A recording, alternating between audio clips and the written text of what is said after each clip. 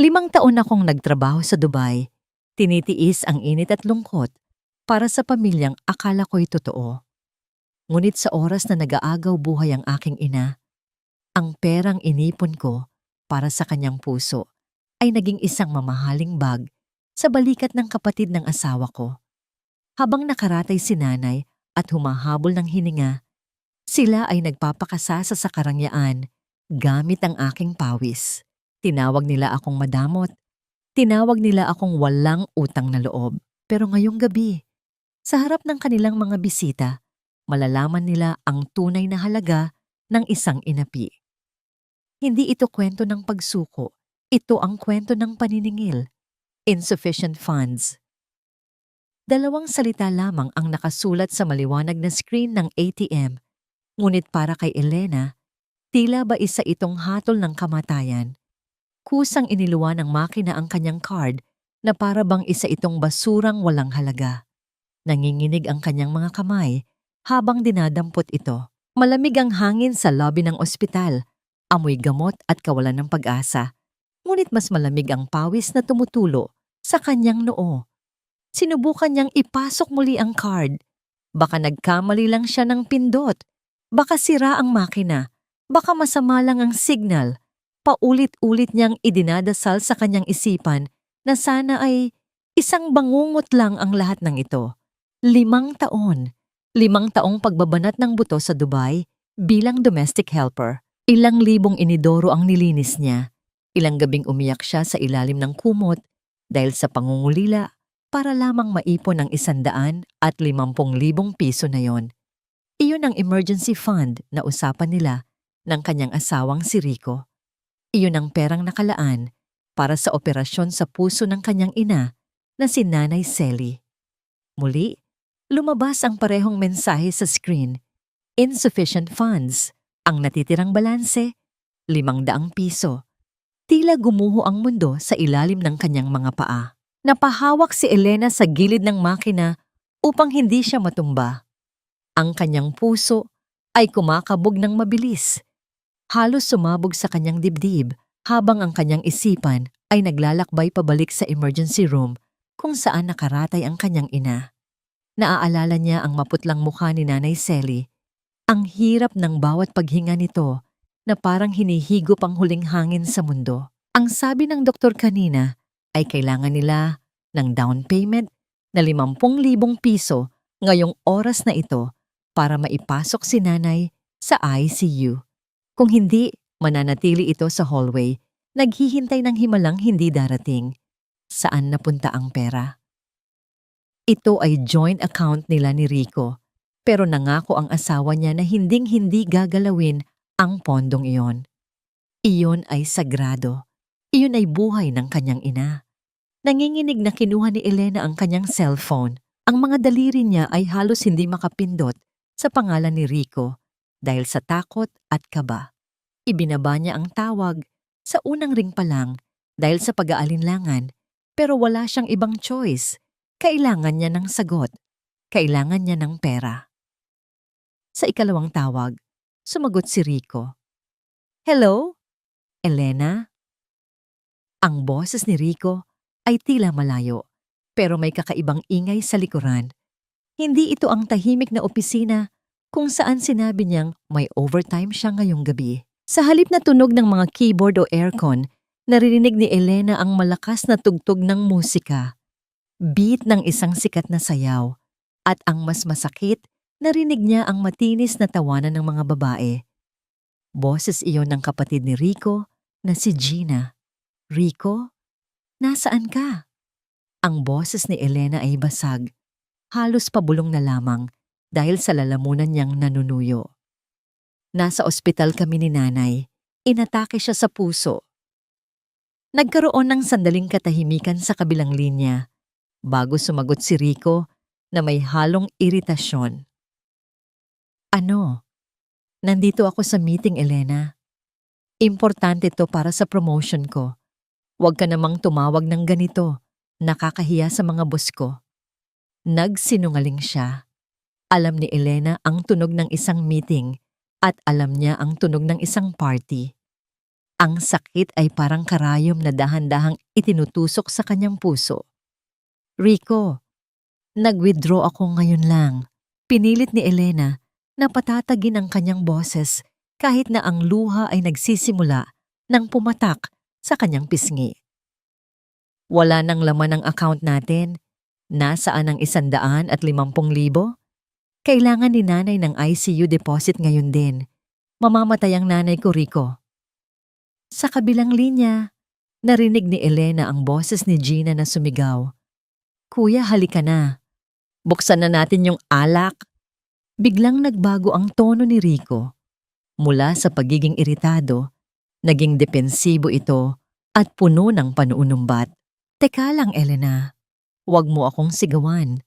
Ang pera? Ginamit ko muna. May investment opportunity na dumating para kay Gina. Negosyo to, Elena. Para rin naman sa atin to. Mababawi natin yung next month. Double pa. Next month? Hindi makapaniwala si Elena sa kanyang naririnig. Ang kanyang tuhod ay tuluyan ng bumigay at napaupo siya sa malamig na sahig ng ospital. Rico, nasa bingit ng kamatayan ng nanay ko ngayon. Hindi siya makakahintay ng next month. Ibalik mo ang pera. Please, parang awa mo na. Wala na sa akin ang pera na ibayad na. Bulyaw ni Rico. At sa unang pagkakataon, naramdaman ni Elena ang tunay na kulay ng taong pinakasalan niya. At pwede ba?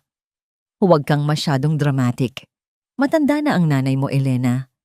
Kahit gumastos tayo ng 1,000,000, mamamatay din naman siya. Si Gina, bata pa, may kinabukasan pa. Huwag kang maging makasarili. Makasarili.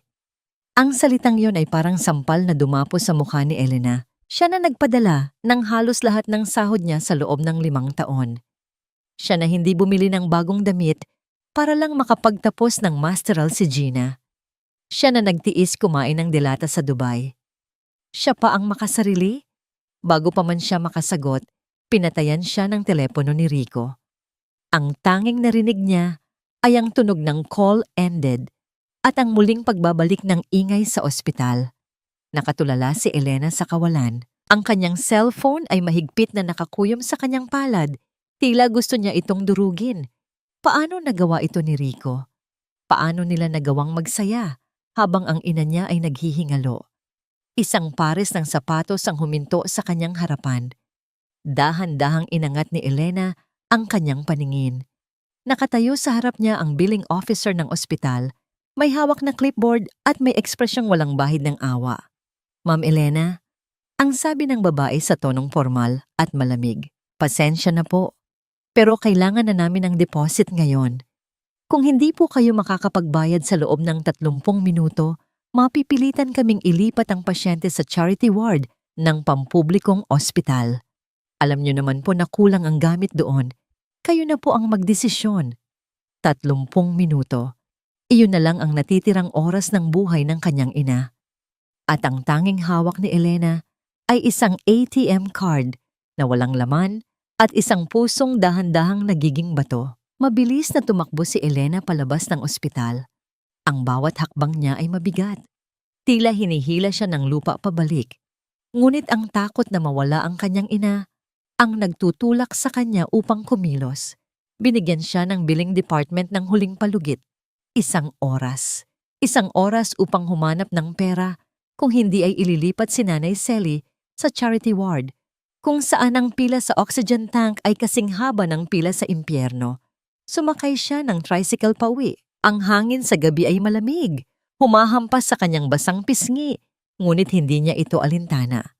Ang tanging nasa isip niya ay ang kaha ng bakal sa loob ng kanilang kwarto. Naroon ang kanyang mga alahas, ang huling pwedeng isanla. Kung ayaw ibigay ni Rico ang pera, siya ang gagawa ng paraan. Pagdating niya sa kanilang bahay, ang bahay na katas ng kanyang 5 taong pagkaalipin sa ibang bansa, bumungad sa kanya ang kadiliman. Walang ilaw sa sala, ngunit sa pagbukas niya ng pinto, sumalubong sa kanya ang masangsang na amoy ng alak at sigarilyo. Bumukas ang ilaw sa kusina. Nakaupo doon si Rico, nakasandal sa upuan na Tila walang anumang problema sa mundo. Pula ang kanyang mukha at sa mesa ay may nakalatag na mga brochure ng mga mamahaling kagamitan para sa beauty salon. "Oh, Elena, bakit parang hinahabol ka ng multo?" Bati ni Rico. Ang boses ay garalgal dahil sa kalasingan.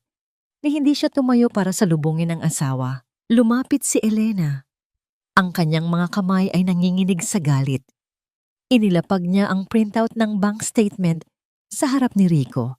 Ang papel ay gusot-gusot na dahil sa higpit ng hawak niya kanina. "Investment?" Ang boses ni Elena ay mababa ngunit puno ng diin. "Rico, sabihin mo sa akin ng diretso. Saan napunta ang 150,000? Nakita ko sa transaction history na withdraw lahat kaninang umaga. Kaninang umaga, Rico, habang nasa emergency room ako." Huminga ng malalim si Rico at napakamot sa ulo. Tila naiinis na kailangan niyang magpaliwanag. "Ano ba, Elena? Paulit-ulit tayo? Sinabi ko na sa'yo sa telepono, 'di ba? Opportunity 2 para kay Gina. Magtatayo siya ng high-end salon. Kailangan niya ng capital agad para hindi makuha ng iba ang pwesto. Isipin mo naman ang future natin. Kapag kumita yon, dodoble ang pera mo." "Pera ko?" Tumulo na ang luhang kanina pa pinipigilan ni Elena. "Pera natin yon para kay nanay. Nasa ospital siya, Rico. Agaw buhay siya. Paano mo naisip na unahin ang salon ng kapatid mo kaysa sa buhay ng biyanan mo?" Padabog na tumayo si Rico. Ang upuan ay lumikha ng maingay na kaluskos sa sahig. Nilapitan niya si Elena at sa halip na humingi ng tawad, siya pa ang nagmukhang galit. Ito ang gaslighting na matagal nang hindi napapansin ni Elena. "Alam mo, Elena, yan na nang hirap sa'yo eh. Napaka-negatibo mo, napaka-makasarili mo. Puro na lang pamilya mo ang iniisip mo. Paano naman ang pamilya ko? Si Gina, matagal na niyang pangarap to. Gusto mo bang habambuhay na lang siyang walang nararating? Ang nanay Selly mo, matanda na yan. Kahit operahan, ilang taon na lang ba ang itatagal niya? Practical lang ako, Elena. Ginagamit ko ang pera sa may future, hindi sa dead investment." Dead investment. Tinawag niyang dead investment ang buhay ng ina ni Elena. Pakiramdam ni Elena ay sinampal siya ng 10 beses. Ang lalaking minahal niya, ang lalaking pinag-aral niya gamit ang padala niya mula Dubai, ay ganito pala katigas ang puso. Tila hindi niya kilala ang taong kaharap niya. Wala siyang nakikitang awa sa mga mata nito, kundi purong kayabangan at katwiran ng isang taong ayaw magpatalo. "Hindi ko kailangan ng paliwanag mo," bulong ni Elena. Ang boses ay basag. "Kailangan ko ng pera. Ngayon din, ibalik mo." Tumawa ng mapakla si Rico. "Wala na nga sabi. Naibayad na sa contractor ng salon. Ano gusto mong gawin ko? Nakawan ko ang kapatid ko." Wala nang saysay na makipagtalo. Tumalikod si Elena at tumakbo papasok sa kanilang kwarto. Kung wala ang cash, kailangan niyang ibenta ang kahit anong meron siya. Binuksan niya ang kanyang tokador. Hinanap niya ang maliit na kahon ng alahas na nakatago sa ilalim ng kanyang mga damit panloob. Naroon ang kanyang wedding ring. Iyon ay gawa sa white gold, may maliit na diamante. Kahit masakit sa kanya na ibenta ang simbolo ng kanilang kasal, mas mahalaga ang buhay ng kanyang ina. Ito na lang ang pag-asa niya. Ito na lang ang sasagot sa down payment sa ospital. Nanginginig ang kanyang mga daliri habang binubuksan ng pilus na kahon. Ngunit pag-angat ng takip, bumungad sa kanya ang kawalan. Walang singsing, walang kahit anong kislap ng ginto. Nanigas si Elena. Halos hindi siya makahinga. Muli niyang hinalughog ang buong drawer. Binaligtad niya ang mga damit, inalog ang kahon, tiningnan sa ilalim ng kama. Wala. Naramdaman niya ang presensya ni Rico sa may pintuan ng kwarto. Nakasandal ito sa hamba ng pinto. Pinapanood siya ng may halong inip. "Hinahanap mo ba yung sing-sing?" Tanong ni Rico sa tonong parang nagtatanong lang kung nasaan ang remote ng TV. Dahan-dahang lumingon si Elena. Ang kanyang mga mata ay nanlalaki sa takot at galit. Nasaan? Nasaan ang singsing ko, Rico? Nagkibit balikat si Rico. Sinanla ko na nung nakaraang linggo. Kulang kasi yung cash para sa permit ng business ni Gina. Sayang naman kung mabablock yung application dahil lang sa kapos na budget. Tutubusin ko rin naman next month. Bumagsak si Elena sa sahig. Ang kanyang mga binti ay tuluyan ng nawalan ng lakas. Ang singsing na simbolo ng kanilang pangako sa harap ng Diyos ay naging pambayad lang sa permit ng isang salon na hindi naman sa kanya. Hay naku, Elena, huwag ka ngang umarte dyan na parang katapusan na ng mundo, sabi ni Rico habang tumatalikod para bumalik sa kanyang inuman. Matulog ka na nga. Ang aga-aga pa ng drama mo. Bukas na natin pag-usapan yan kapag hindi ka na hysterical. Naiwan si Elena sa dilim ng kwarto, nakaupo sa sahig, hawak ang walang lamang kahon. Ang tanging naririnig niya ay ang pagpatak ng kanyang sariling luha at ang mabilis na tibok ng orasan sa dingding. Tik-tak, tik-tak, bawat segundo ay papalapit sa taning ng buhay ng kanyang ina. At sa gabing ito, napagtanto ni Elena na wala siyang ibang kakampi sa bahay na ito, kundi ang sarili niya. Ang kanyang asawa ay hindi sandalan. Ito ang patalim na unti-unting pumapatay sa kanya. Tumunog ang kanyang cellphone, mensahe mula sa ospital. Ma'am, 10 minutes na lang po. Inihahanda na namin ang transfer papers. Pinahid ni Elena ang kanyang luha. Tumayo siya. Hindi dahil may pag-asa, kundi dahil wala siyang karapatang sumuko. Kung kailangan niyang lumuhod sa kalsada at mamalimos, gagawin niya. Para kay Elena, ang paglalakad pabalik sa ospital ay parang paglalakad papunta sa sarili niyang bitayan. Wala siyang dalang pera. Wala siyang dalang alahas. Ang tanging dala niya ay ang kanyang dangal na unti-unting nadudurog. Iniisip niya kung paano siya luluhod sa harap ng billing officer. Magmamakaawa ba siya? Iiyak? O baka kailangan niyang ipangako na maglilinis siya ng sahig ng ospital kapalit ng extension? Ang hangin sa labas ay malamig, tumatagos sa kanyang manipis na blusa, ngunit mas nanginginig ang kanyang kalamnan dahil sa takot. Bawat minutong lumilipas ay bawas sa buhay ng kanyang ina. Pagpasok niya sa billing department, handa na siyang lumuhod. Ang kanyang mga tuhod ay nanginginig at ang kanyang mga palad ay pinapawisan. Nakita siya ng babaeng kausap niya kanina. Tumayo ito, ngunit sa halip na simangutan siya o paalisin, ngumiti ito ng tipid. Mamela na, bati ng babae. Buti po nakabalik kayo agad. Na-process na po namin ang admission ni Nanay Sally sa ICU. Nasa kwarto na po siya ngayon at kinakabitan na ng oxygen support. Natigilan si Elena.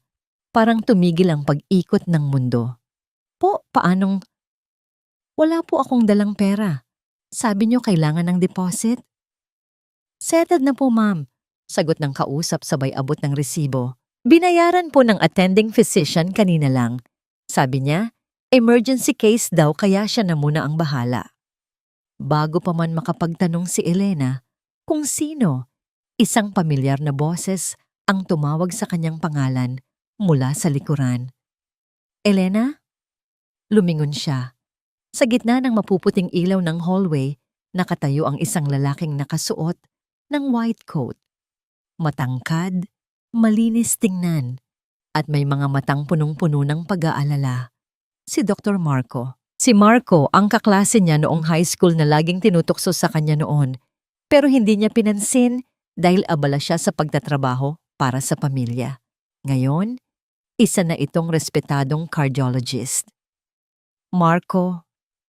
Halos hindi lumabas ang boses ni Elena. Ikaw? Ikaw ang nagbayad?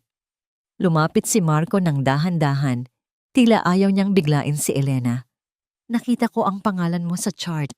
Nalaman kong nanay mo pala ang pasyente. Elena, kritikal ang lagay niya. Hindi pwedeng maghintay ang puso niya sa paperwork ng ospital. Binayaran ko muna ang deposit para masimulan agad ang gamutan. Bumuhos ang hiya sa buong pagkatao ni Elena. Hiya, ang bigat ng loob na dulot ng pagtanggap ng tulong mula sa ibang tao habang ang sarili niyang asawa ay nagpapakasasa sa pera. Gusto niyang magpasalamat pero gusto rin niyang tumakbo palayo at magtago sa sobrang kahihiyan. Babayaran kita, Marco. Mabilis na sabi ni Elena kahit hindi niya alam kung saan siya kukuha ng pera. Pangako, babayaran kita. Bigyan mo lang ako ng kaunting panahon. Hinawakan ni Marco ang balikat ni Elena ng marahan. Mainit ang palad nito. Isang nakagugulat na contrast sa lamig ng pakikitungo ni Rico kanina. Elena, huwag mo munang isipin ang pera. Malumanay na sabi ni Marco. Ang importante ngayon ay mailigtas si Nanay Selly. Ginagawa namin ang lahat. Magpahinga ka muna. Mukhang hindi ka pa kumakain. Tumangulang si Elena. Hindi makatingin. Nang diretso sa mata ng doktor. Nang umalis si Marco para asikasuhin ang ibang pasyente, naiwan si Elena na nakatayo sa gitna ng hallway. Ligtas na ang nanay niya pansamantala. Dapat ay masaya siya. Pero ang nararamdaman niya ay bigat. Ang bigat ng utang na loob sa ibang tao at ang bigat ng galit sa sarili niyang asawa. Umupo siya sa isang bakanting upuan sa waiting area. Kumukalam ang kanyang sikmura. Kahapon pa siya huling kumain ng maayos. Kinapa niya ang kanyang bulsa. Mayroon siyang barya na nagkakahalaga ng 20 pesos. Tumingin siya sa vending machine sa di kalayuan. Kasya ang 20 pesos para sa isang pakete ng biskwit at maliit na bote ng tubig. Gutom na siya. Pero pagkatapos, naalala niya ang bilin ng nurse kanina. Kailangan ni Nanay Selly ng adult diapers at wet wipes. Bukas ng umaga. Tumayo si Elena. Nilampasan niya ang vending machine. Naglakad siya papunta sa pharmacy ng ospital. Binili niya ang isang pirasong diaper gamit ang huling 20 pesos niya. Bumalik siya sa upuan, gutom at pagod. Pero hawak ang diaper na parang isang kayamanan. Uminom na lang siya ng tubig mula sa water fountain sa gilid ng CR para lamantian. Habang hinihintay na payagan siyang pumasok sa ICU, kinuha ni Elena ang kanyang cellphone. Gusto niyang i-text si Rico. Gusto niyang sabihin na may nagbayad na. Naligtas na si nanay. At sana ay makonsensya ito. Binuksan niya ang data ng kanyang telepono. Sunod-sunod na pumasok ang mga notifications. Isa doon ang tag mula kay Gina sa Facebook. Napakunot ang noo ni Elena. Akala niya ay abala si Gina sa pag-aasikaso ng business permit para sa salon, kaya kinuha ni Rico ang pera. Pinindot niya ang notification.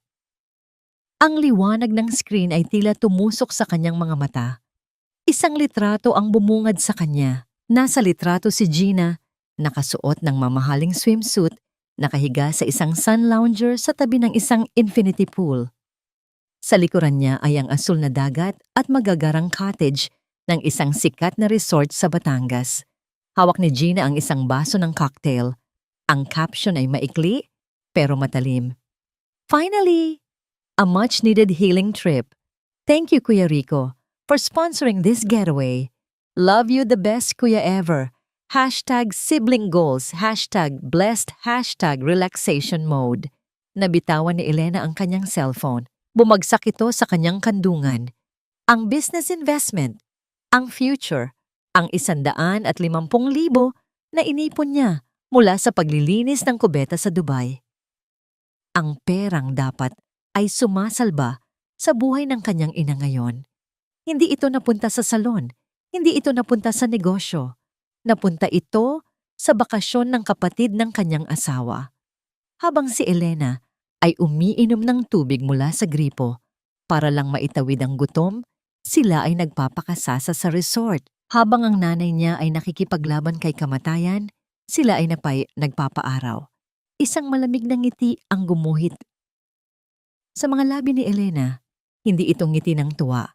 Ito ang nangiti ng isang taong wala ng luhang mailabas. Pinulot niya ang cellphone. Tinitigan niya ang mukha ni Gina at ang pangalan ni Rico na nakatag. Sige, bulong ni Elena sa hangin. Magpakasaya kayo ngayong gabi. Sulitin niyo na. Dahil bukas, hindi na siya ang Elena na kilala nila. Tanghaling tapat, ang sikat ng araw ay tila nangunguyapit sa balat, nakakasunog, nakakasilaw. Ngunit mas mainit ang nararamdaman ni Elena sa kanyang dibdib habang nakatayo siya sa harap ng address na ibinigay ni Rico. Ito dapat ang lugar ng business ni Gina. Ang high-end salon na pinaglaanan ng 150,000 piso. Inaasahan ni Elena na makakakita siya ng mga glass door, mga bagong kagamitan, o kahit man lang tarpaulin na nag-aanunsyo ng grand opening. Pero ang nasa harap niya ay isang bakanting lote na puno ng matataas na damo at mga tambak na basura. Sa gitna nito, may isang kalawanging signboard na nakatagilid. No trespassing, private property. Walang salon, walang negosyo, walang future. Napahawak si Elena sa kanyang dibdib. Ang bawat tibok ng puso niya ay may kasamang kirot. Ang pera para sa operasyon ng nanay niya ay napunta sa hangin. Hindi, mas masahol pa. Napunta sa isang kasinungalingan. Kinuha niya ang kanyang telepono at muling tiningnan ang Facebook post ni Gina. Ang location tag ay nasa isang kondo sa Bonifacio Global City. Hindi na nag-aksaya ng oras si Elena. Sumakay siya ng jeep, tapos bus, bit-bit ang kanyang pagod at gutom. Ang kanyang sikmura ay kumukulo. Pero ang galit niya ang nagbibigay sa kanya ng lakas. Pagdating niya sa harap ng unit ni Gina, huminga siya ng malalim. Amoy lavender ang hallway ng kondo. Amoy mayaman. Amoy malayo sa amoy ng antiseptic at alcohol sa ospital, kung saan nag-aagaw buhay ang kanyang ina. Pinindot niya ang doorbell ng madiin. Ilang sandali pa, bumukas ang pinto. Bumungad si Gina, nakasuot ng silk robe. Ang buhok ay basa pa at amoy expensive shampoo. Mukhang kakarating lang nito, galing sa resort. Ate Elena? Gulat na bati ni Gina, pero agad itong napalitan ng iritasyon. Bakit ka nandito? Ang aga-aga pa, nanggugulo ka na. Hindi sumagot si Elena. Dire-diretso siyang pumasok sa loob. Kahit hindi siya iniimbitahan, ang sala ay makalat. Nagkalat ang mga shopping bags ng mga kilalang brands sa sahig. May mga pizza box sa mesa at bote ng wine. Ito ang buhay na pinapangarap ni Gina. Buhay na binayaran ng dugo at pawis ni Elena. Nasaan ang negosyo, Gina? Tanong ni Elena sa mababang boses habang inililibot ang paningin sa kwarto. Nasaan ang salon? Pinuntahan ko ang address. Bakanting lote yon. Napairap si Gina at tamad na umupo sa sofa. Hay naku ate, yung address na yon, proposed site pa lang yon. Hindi natuloy ang negotiation sa may-ari ng lupa. Masyadong mahal ang rent. Kaya nag-decide ako na home service na lang muna. Strategy tawag doon. Strategy? Napatawa ng mapakla si Elena. Ang tawag doon? Panloloko. Nasaan ang pera, Gina? Ibalik mo sa akin ngayon na. Nasa ospital ang nanay ko. Wala na nga sabi. Sigaw ni Gina, sabay tayo. Nagastos na sa permits, sa training, sa materials. Doon nahagip ng mata ni Elena ang isang bagay sa ibabaw ng center table. Isang bag. Isang kulay beige na handbag na gawa sa mamahaling katad. Ang tatak nito ay ginto at kumikinang sa ilalim ng chandelier. Alam ni Elena ang brand na yon. Nakikita niya yon sa display window ng mga malls sa Dubai. Mga tindahan na hindi niya pinapasok dahil alam niyang ang presyo ng isang gamit doon ay katumbas ng 6 na buwang sahod niya. Dahan-dahang lumapit si Elena sa mesa. Ang kanyang mga kamay ay nanginginig habang inaabot ang bag. Huwag mong hawakan yan, tili ni Gina. Akmang aagawin ng bag. Madudumihan yan. Alam mo ba kung magkano yan? Hinawakan ni Elena ang bag ng mahigpit. Ang leather ay malambot, makinis, walang bahid ng dumi. Magkano? Tanong ni Elena. Nakatingin ng diretso sa mata ni Gina. 150,000. Pagmamalaki ni Gina. Tila nakalimutan niya ang sitwasyon. Limited edition yan. Investment. Yan sa image ko, ate. Para makakuha ako ng high-profile clients, kailangan mukha akong successful. Hindi mo yan maiintindihan kasi puro budget lang ang alam mo. Bumagsak ang mundo ni Elena, 150,000. Ang presyo ng bag na ito ay eksaktong halaga ng operasyon sa puso ng kanyang ina. Tinitigan ni Elena ang bag. Sa halip na katad, ang nakikita niya ay ang balat ng kanyang ina. Kulubot, maputla, tinutusukan ng karayom. Ang hawakan ng bag ay parang mga tubo ng dextrose na nakakabit sa braso ni Nanay Selly. Ang gintong buckle ay parang balbula ng puso na kailangang palitan. Ang buhay ng kanyang ina ay naging isang fashion accessory. Image. Bulong ni Elena. Ang lalamunan niya ay parang pinupuno ng bubog. Ang buhay ng nanay ko, pinalit mo sa image mo? Ang OA mo naman, ate. Sagot ni Gina, sabay hila sa bag mula sa kamay ni Elena. Niyakap niya ito na parang sanggol. Pera naman ni kuya to, binigay niya sa akin. Karapatan niyang tulungan ang kapatid niya. Bakit ba ang damot-damot mo? Akmang sasagot si Elena nang biglang bumukas ang pinto ng kwarto ni Gina. Lumabas ang isang lalaking hindi kilala ni Elena. Mataba, kalbo, at nakasuot lang ng boxers. Babe, sino yang maingay? Tanong ng lalaki habang nagkakamot ng tiyan. Namutla si Gina. Wala babe. Katulong lang namin. Nanghihingi ng advance. Katulong, iyon ang tingin nila sa kanya. Pagkatapos niyang paaralin si Rico, pagkatapos niyang buhayin ang pamilyang ito, isa lang siyang katulong na nanghihingi ng limos. Tatalikod na sana si Elena para umalis dahil kung mananatili pa siya ng 1 segundo, baka makapatay siya ng tao. Nang biglang bumukas ulit ang pinto ng main door, pumasok si Rico. May dala siyang paper bag ng pagkain at isang buke ng bulaklak. Nakangiti siya. Pero ang ngiti niya ay nabura nang makita niya si Elena na nakatayo sa gitna ng sala. Elena? Gulat na tanong ni Rico. Anong ginagawa mo rito? Hindi sumagot si Elena. Nakatingin lang siya sa mga bulaklak. Para kay Gina ang mga yon. Kailan huling nagbigay ng bulaklak si Rico sa kanya? Noong nililigawan pa siya nito, 10 taon na ang nakakaraan. Kuya! Sumbong agad ni Gina. Tumakbo palapit kay Rico at nagtago sa likod nito na parang batang inaapi. Pumunta siya dito para ipahiya ako. Inaagaw niya yung bag na regalo mo. Sinisigawan niya ako sa harap ng boyfriend ko. Tiningnan ni Rico si Elena ng masama. Ano ba, Elena? Sinusundan mo ba kami? Wala ka na bang ibang ginawa kundi magkwenta ng pera? Binigay ko na nga yung allowance mo nung 1 linggo, di ba? Allowance. Ang tawag niya sa perang pinapadala ni Elena galing Dubai. Ang kapal ng mukha. Sa sandaling iyon, namatay ang huling pag-asa sa puso ni Elena. Wala nang marriage counseling na makakaayos nito. Wala nang pagpapatawad. Ang lalaking nasa harap niya ay hindi na ang asawa niya. Ito ay isang cancer na kailangang tanggalin bago siya tuluyang mamatay. Imbes na sumigaw o magwala. Ngumiti si Elena. Isang nangiting malamig, walang buhay, at nakakakilabot.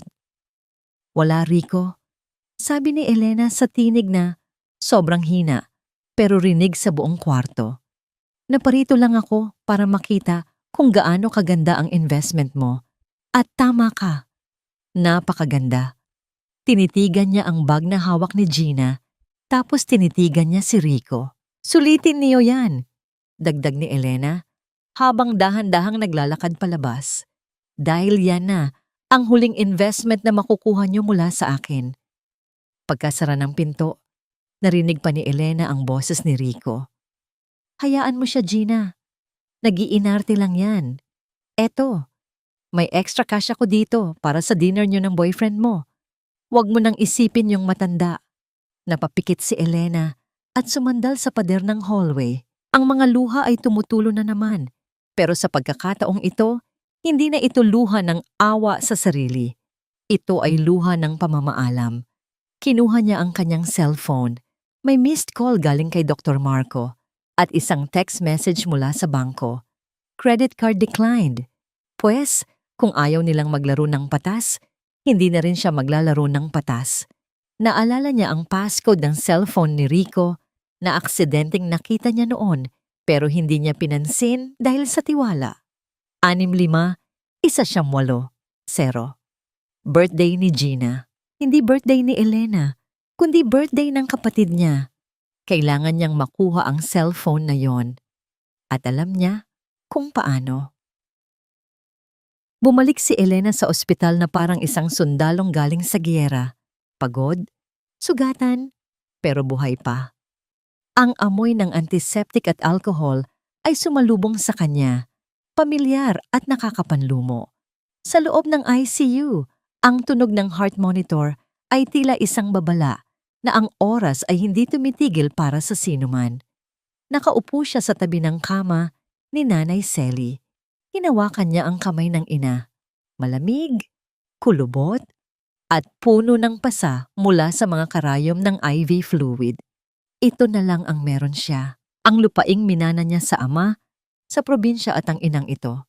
Lahat ng iba pa, pera, alahas, dignidad, ay nakuha na ni Rico. Biglang bumukas ang pinto ng kwarto ng padabog. Hindi na kailangang lumingon ni Elena para malaman kung sino ito. Ang tunog ng takong ng sapatos na humahampas sa sahig at ang matapang na amoy ng pabango ay sapat na para ipakilala ang pagdating ni Doña Sita. Pumasok ang kanyang biyenan, nakasuot ng floral dress na tila galing sa pagsimba, may nakasabit na rosaryo sa leeg at may bit-bit na plastic bag ng prutas. Kasunod niya si Rico, na nakayuko at hindi makatingin ng diretso kay Elena. Mukhang hinatak lang siya ng nanay niya para magpakita ng suporta. Diyos ko, Elena! Bungad ni Doña Sita. Ang boses ay matinis at umaalingaw-ngaw sa tahimik na kwarto. Bakit ba ang hilig mong mag-iskandalo? Tumawag sa akin si Kumaring Bessie. Nakita ka daw niyang umiiyak sa lobby kanina. Nakakaya sa mga tao. Ano na lang ang sasabihin nila sa pamilya natin? Hindi gumalaw si Elena. Patuloy lang niyang hinihimas ang kamay ng kanyang ina. Lumapit si Doña Sita at inilapag ang prutas sa mesa ng pabagsak.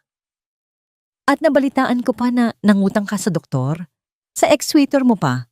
Elena, may asawa ka na. Respeto naman kay Rico, para kang namamalimos ng awa sa ibang lalaki habang buhay pa ang asawa mo. Dahan-dahang lumingon si Elena.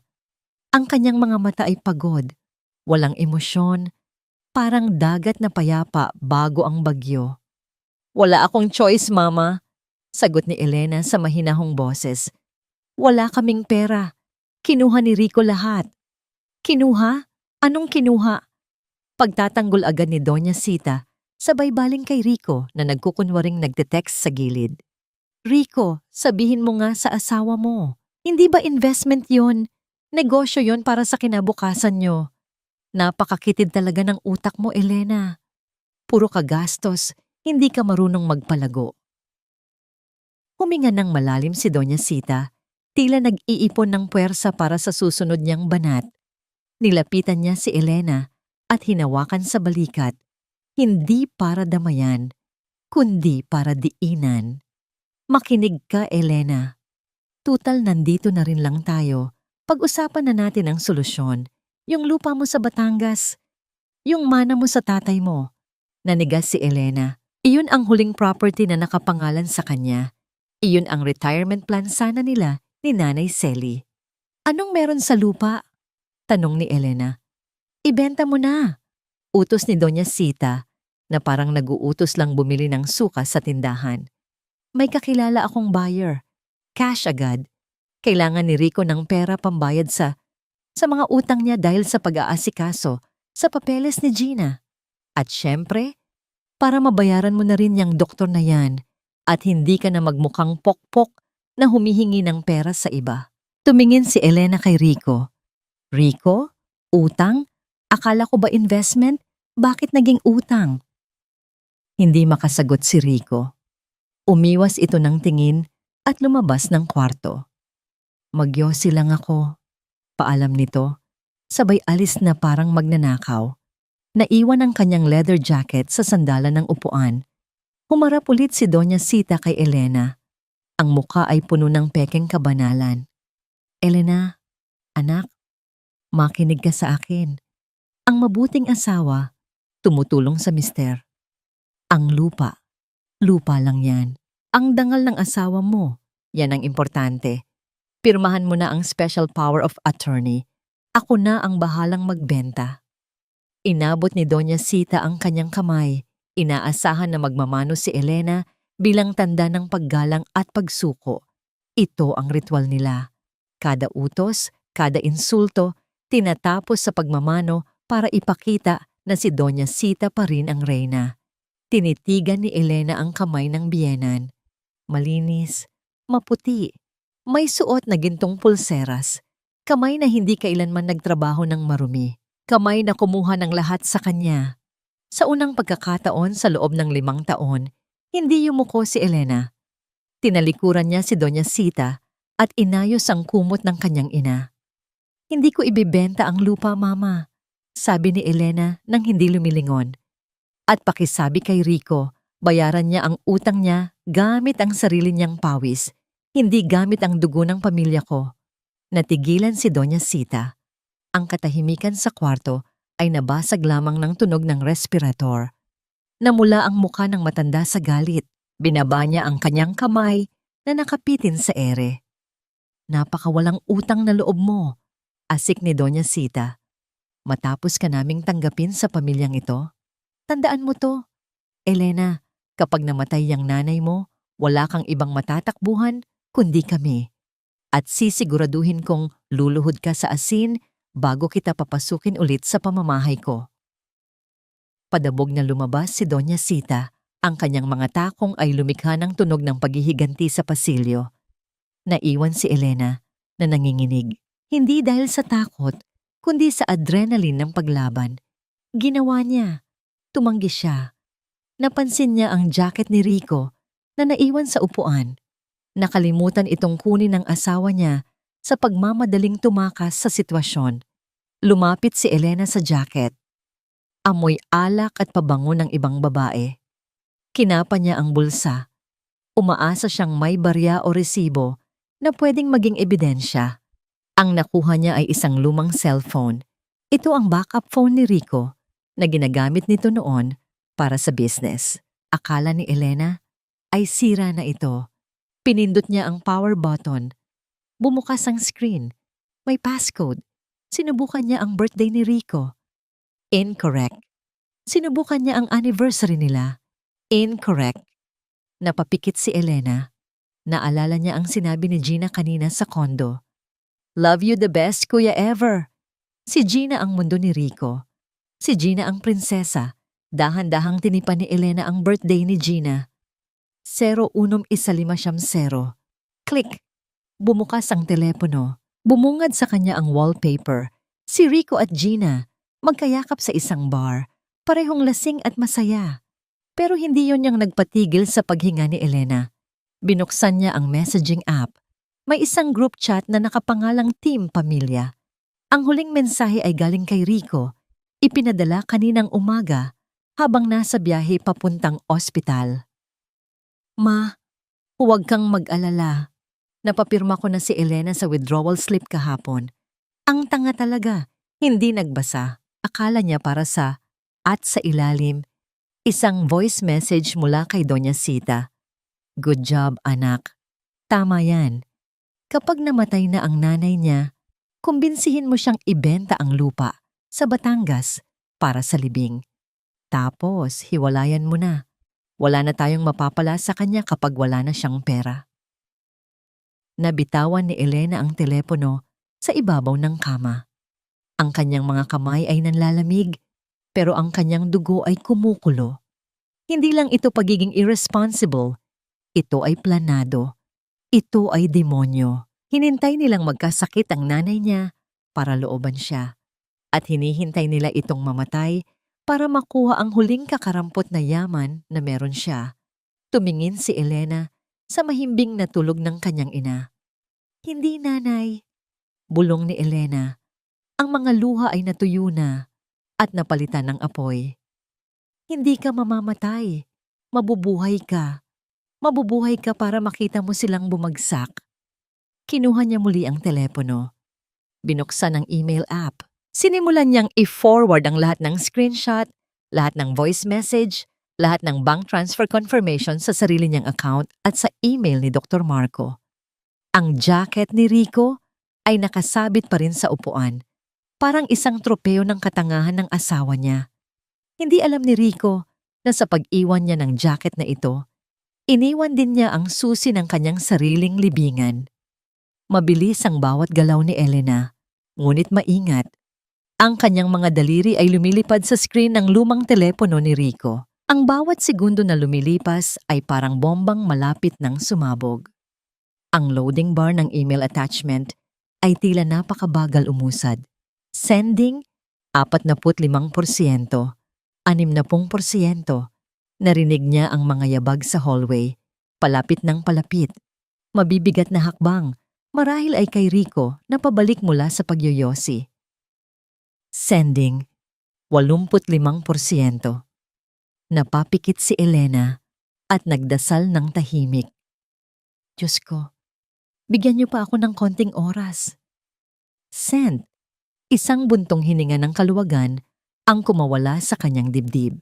Mabilis niyang binura ang sent items sa email app at recent apps history.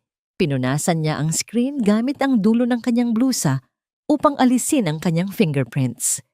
Ibinalik niya ang telepono sa bulsa ng leather jacket ni Rico, eksakto sa pwesto kung saan niya ito nakuha. Bumukas ang pinto. Pumasok si Rico, amoy usok ng sigarilyo at mint candy. Tumingin siya sa paligid, tila may hinahanap. Nakalimutan ko yung jacket ko, sabi ni Rico, hindi makatingin kay Elena. Lumapit siya sa upuan at dinampot ang jacket. Kinapa niya ang bulsa. Naramdaman niya ang telepono. Tumango siya, kampante na walang nagbago. Hindi gumalaw si Elena. Nakaupo lang siya sa tabi ng ina. Ang kanyang likod ay tuwid, ang kanyang mukha ay blangko. Sa ilalim ng kanyang hita, mahigpit niyang hawak ang sarili niyang cellphone kung saan ligtas na nakatago ang lahat ng ebidensya. Aalis na ako, paalam ni Rico. Babalik na lang ako bukas para i-check kung buhay pa siya. Kung buhay pa siya, hindi kung kumusta siya. Gustong sumigaw ni Elena. Gusto niyang isampal sa mukha ni Rico ang telepono, pero pinigilan niya ang sarili. Hindi ngayon, hindi dito. Sayang ang bala kung ipuputok lang sa loob ng kwarto. Kailangan niya ng mas malaking entablado. Sige, sagot ni Elena nang hindi lumilingon. Mag-ingat ka. Tumalikod si Rico, ngunit huminto ito sa may pinto. Nga pala, Elena, bukas ng gabi ang ika-65 birthday celebration ni Mama sa Grand Ballroom ng hotel sa kabilang bayan. Nag-down payment na si Gina gamit yung alam mo na. Napapikit si Elena sa galit. Ang pera para sa puso ng nanay niya ay gagamitin para sa handaan ng nanay ni Rico. Kailangan mong pumunta, dagdag ni Rico. Ang boses ay may halong pagbabanta. Darating si Mayor at ang mga amigas ni Mama. Ayaw naming mapahiya. Kailangan makita nila na buo ang pamilya. Mag-ayos ka naman. Huwag kang pumunta doon na mukha kang lusyang. Nakakahiya sa mga bisita. Lumingon si Elena.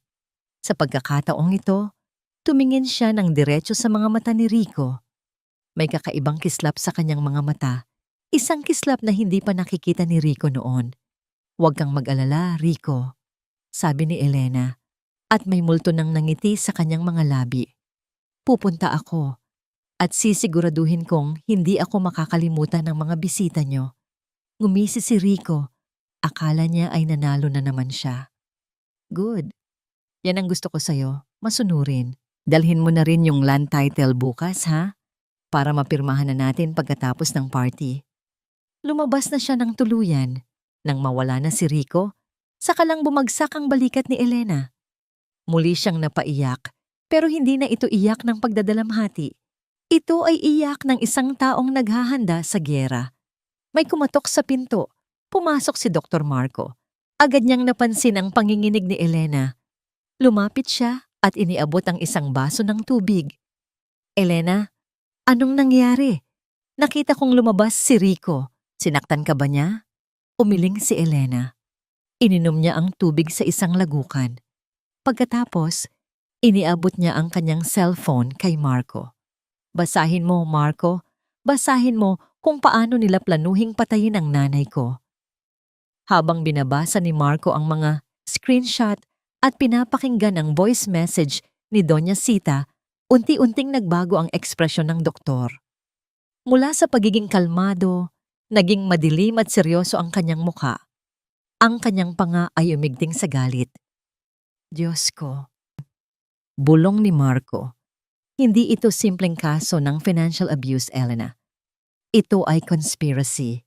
Ito ay criminal intent. Hinahayaan nilang mamatay ang pasyente para makuha ang mana.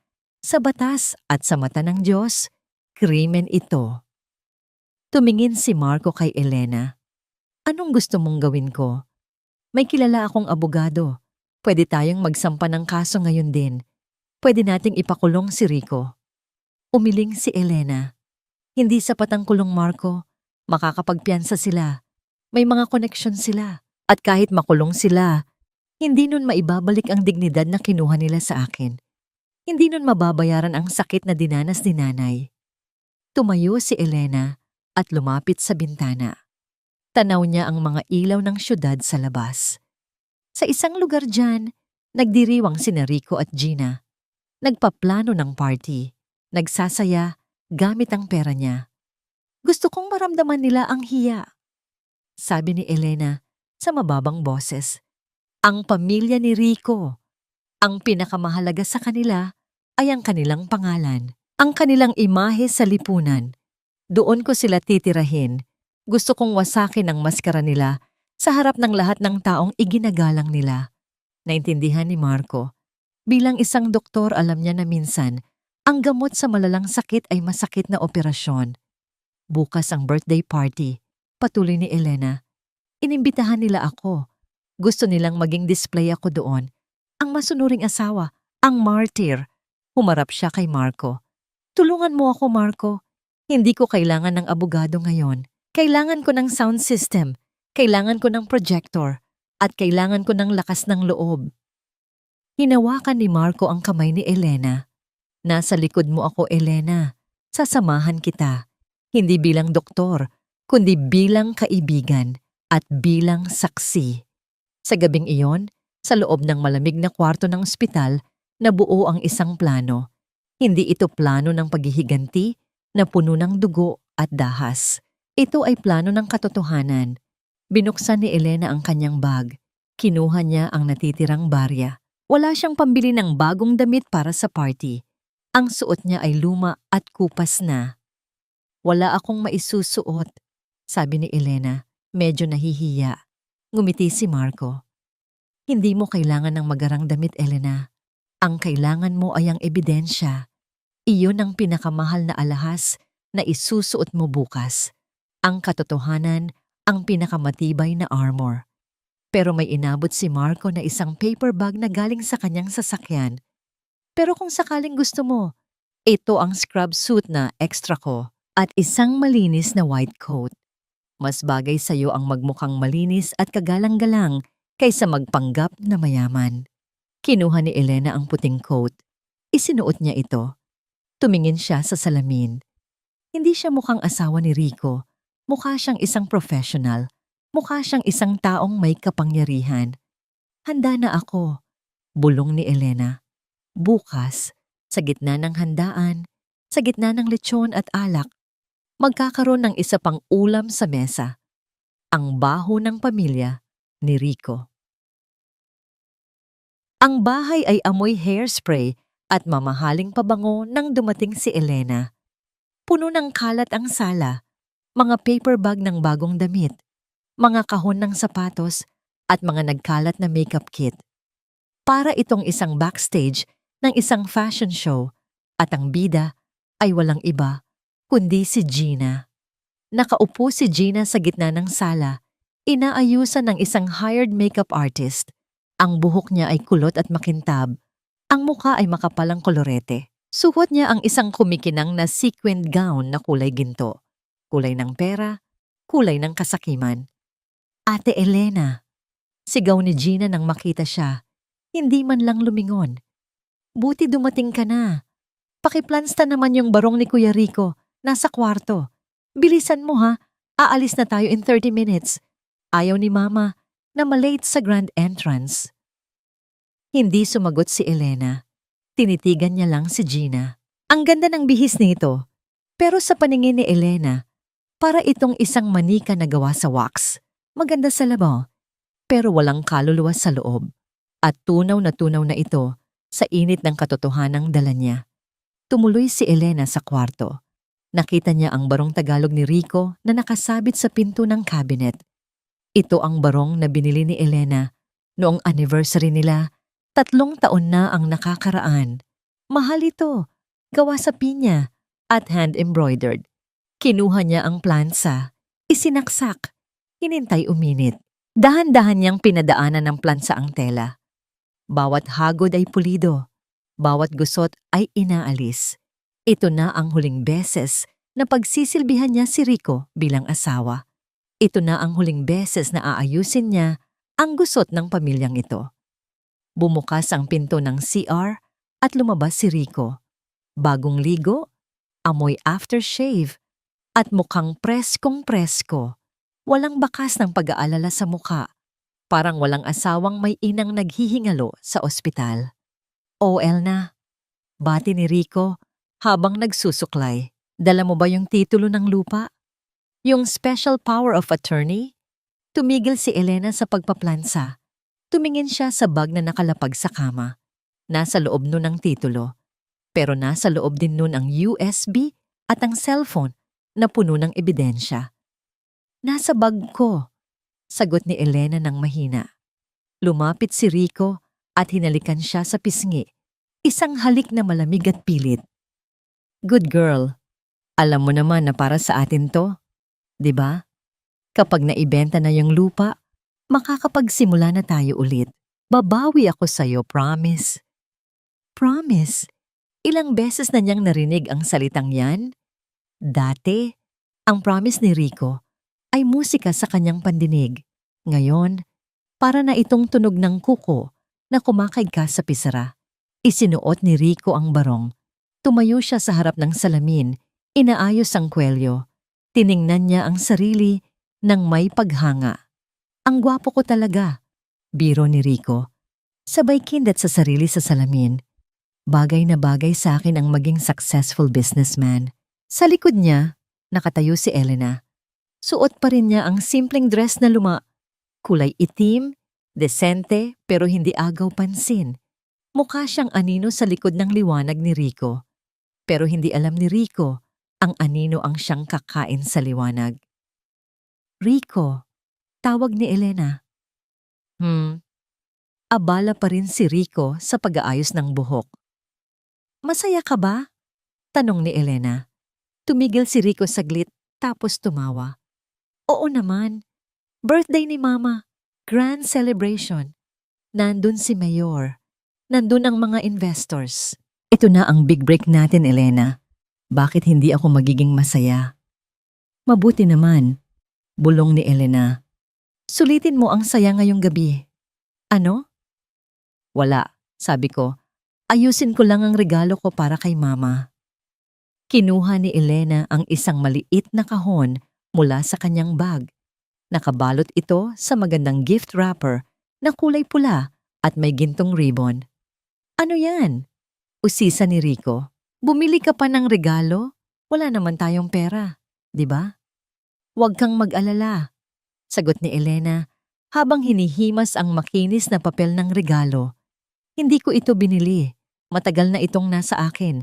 Ngayon ko lang ibibigay. Ngumiti si Rico. Iniisip siguro na ito ay isang simpleng souvenir o relo. Basta huwag kang gagawa ng eksena ha. Umupo ka lang sa likod. Ngumiti ka kapag tinawag ka. Huwag mong ipapahalata na galing ka sa ospital. Opo, Rico, sagot ni Elena. Ang boses niya ay malambot, parang seda na bumabalot sa isang patalim. Lumabas na sila ng kwarto. Sa sala, handa na si Gina at Doña Sita. Si Doña Sita ay nakasuot ng pulang terno, puno ng alahas sa leeg at braso. Mukha itong reyna ng isang kaharian na gawa sa utang. Tara na, utos ni Doña Sita. Rico, drive the car. Gina, sa harap ka.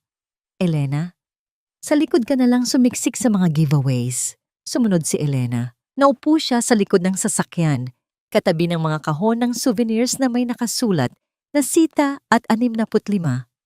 A legacy of love. Legacy of love. Napaka-ironic. Habang umaandar ang sasakyan papunta sa hotel, tahimik lang si Elena. Pinagmamasdan niya ang likod ng ulo ni Rico, ang pagtawa ni Gina habang kausap ang boyfriend niya sa telepono, at ang pagmamayabang ni Doña Sita tungkol sa menu ng handaan. Wala silang kaalam-alam. Hinawakan ni Elena ang regalong nasa kandungan niya. Nasa loob nito ang flash drive na naglalaman ng lahat ng recordings.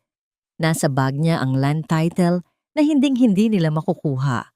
Tumingin siya sa labas ng bintana. Ang mga ilaw sa kalsada ay parang mga bituin na gumagabay sa kanya. Dati, takot siyang mawalan ng asawa. Takot siyang mag-isa. Takot siyang matawag na hiwalay. Pero ngayong gabi, habang yakap niya ang katotohanan, naramdaman niya ang isang bagay na matagal na niyang hindi nararamdaman. Kapayapaan. Dahil alam niya, pagkatapos ng gabing ito, hindi na siya magiging biktima. Siya na ang magiging hukom. Huminto ang sasakyan sa harap ng Grand Hotel. Bumaba ang balay para pagbuksan sila ng pinto. Ready ka na ba, Elena? Tanong ni Rico habang inaayos ang cufflinks niya. Tumango si Elena. Itinaas niya ang kanyang noo. Inayos ang kanyang simpleng damit. Ready na ako, Rico, sagot niya. Hindi mo alam kung gaano ako ka-ready. At sa unang pagkakataon, nauna siyang maglakad papasok sa Grand Ballroom. Iniwan ng asawa at biyenan na nakatulala sa kanyang likuran. Ang Grand Ballroom ay nagliliwanag sa libu-libong kristal ng chandelier. Ang mga mesa ay nababalutan ng telang satin na kulay ginto. At sa gitna ng bawat isa ay may malalaking centerpiece ng mga imported na bulaklak, rosas, lilies at orchids. Ang amoy ng lechon baka at roast chicken ay humahalo sa amoy ng mamahaling pabango ng mga bisita. Para itong isang palasyo. At si Doña Sita ang reyna. Nakaupo siya sa presidential table, katabi ang mayor at ang iba pang matataas na tao sa bayan.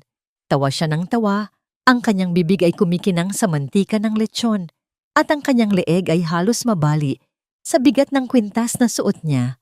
Si Elena naman ay nakaupo sa mesa 15, ang pinakadulong mesa. Ang mesa malapit sa pinto ng kusina kung saan labas-masok ang mga waiter. Wala siyang katabi, kundi ang mga driver at bodyguard ng mga bisita. Hindi siya kumakain, tinitigan niya lang ang plato sa harap niya. Lechon, paella, kalos. Ang halaga ng pagkain sa isang plato ay sapat na sana para sa 2 araw na gamot ni Nanay Selly. Sa kabilang dako ng kwarto, nakita niya si Gina. Umiikot ito sa bawat mesa, ipinapakita ang kanyang bagong Louis Vuitton bag. Ganda di ba, tita? Narinig ni Elena ang boses ni Gina, matinis at puno ng yabang. Regalo ni Kuya Rico. Fruit of his hard work daw. Hard work. Ang kapal ng muka. Ang tanging hard work ni Rico ay ang pag-aabang sa remittance ni Elena buwan-buwan. Napahigpit ang hawak ni Elena sa tinidor. Gusto niyang tumayo at isigaw ang totoo. Pero pinigilan niya ang sarili. Kalma, Elena. Kalma. Ang timing ay lahat.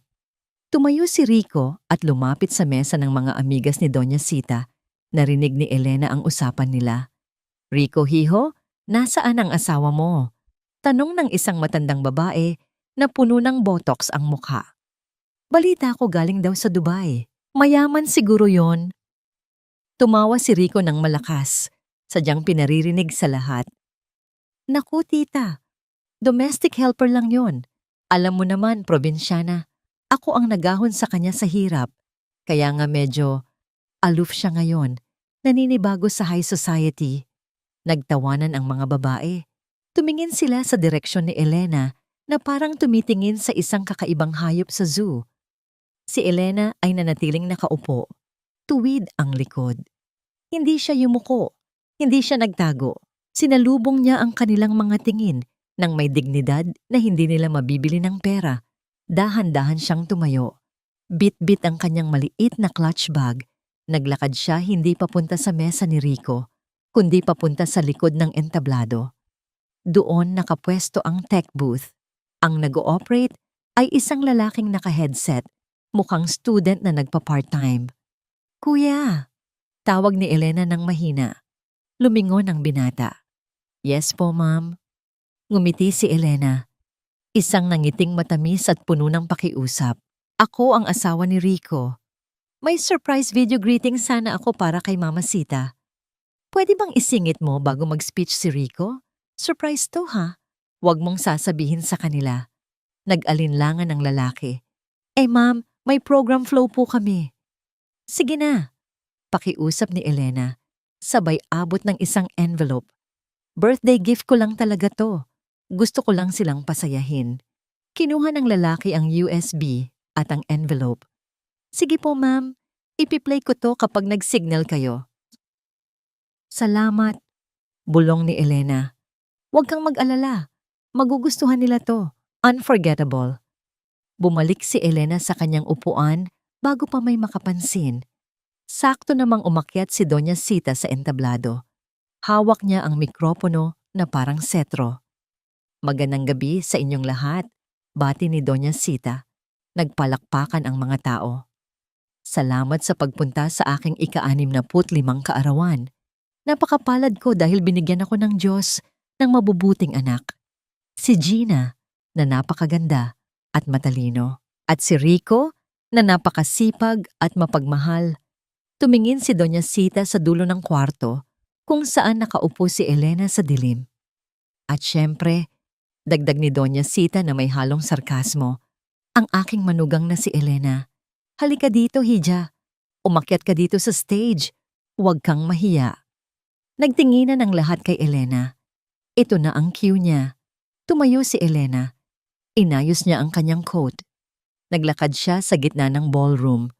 Ang tunog ng kanyang sapatos sa marble floor ay tila bawat tibok ng orasan. Tik-tak, tik-tak. Pag-akyat niya sa stage, inabutan siya ng mikropono ni Doña Sita. Bumulong ang biyanan niya ng walang mic. Ayusin mo ang sasabihin mo. Pasalamatan mo kami sa pagpapakain sa'yo. Kinuha ni Elena ang mikropono. Humarap siya sa daan-daang bisita. Nakita niya si Rico na nakangisi, si Gina na nagse-selfie, at si Doña Sita na naghihintay ng papuri. Huminga ng malalim si Elena. Tumingin siya sa tech booth. Tumango siya sa lalaki. Magandang gabi po. Panimula ni Elena. Ang boses niya ay malinaw, walang garalgal. Sabi ni Mama Sita, mapalad siya sa mga anak niya. At tama siya, napakasipag ni Rico sa pag-uubos ng pera ng iba. Napakatalino ni Gina sa pagpapanggap. Natigil ang mga nguya ng mga bisita na wala ang nangisi ni Rico. Kumunot ang noo ni Doña Sita. Ano bang pinagsasabi mo? Bulong ni Rico. Akmang aakyat ng stage. Huwag kang lalapit, Rico! Sigaw ni Elena sa mikropono. Ang boses niya ay dumagundong sa buong hall. Makinig kayo. Dahil ang regalo ko ngayong gabi ay hindi cake o bulaklak.